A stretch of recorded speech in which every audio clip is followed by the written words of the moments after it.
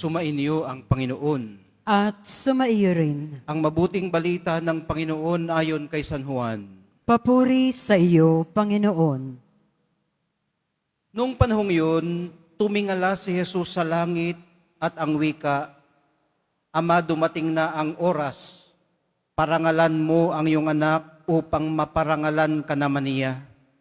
Sapagkat pinagkalooban mo siya ng kapangyarihan sa sangkatauhan upang magbigay ng buhay na walang hanggan sa lahat ng ibinigay mo sa Kanya. Ito ang buhay na walang hanggan, ang kilalanin kanila, ang iisa at tunay na Diyos, at si Jesucristo na iyong sinugo. Inihayag ko rito sa lupa ang iyong karangalan. Natapos ko na ang ipinagagawa mo sa akin. Kaya, Ama, ipagkaloob mo sa akin ngayon ang karangalang taglay ko sa piling mo bago palikhain ang sanlibutan.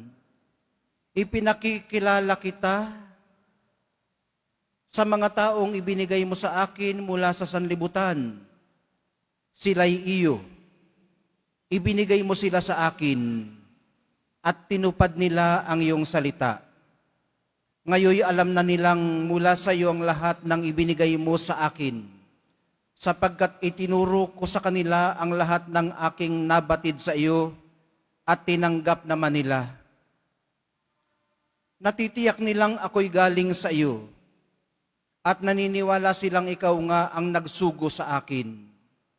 Idinadalangin ko sila hindi ang sanlibutan, kundi ang lahat ng ibinigay mo sa akin, sapagkat sila'y iyo.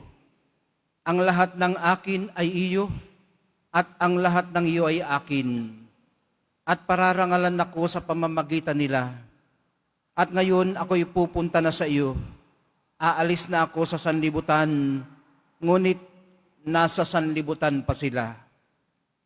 Ang mabuting balita ng ating kaligtasan. Pinupuri ka namin, Panginoong Hesukristo.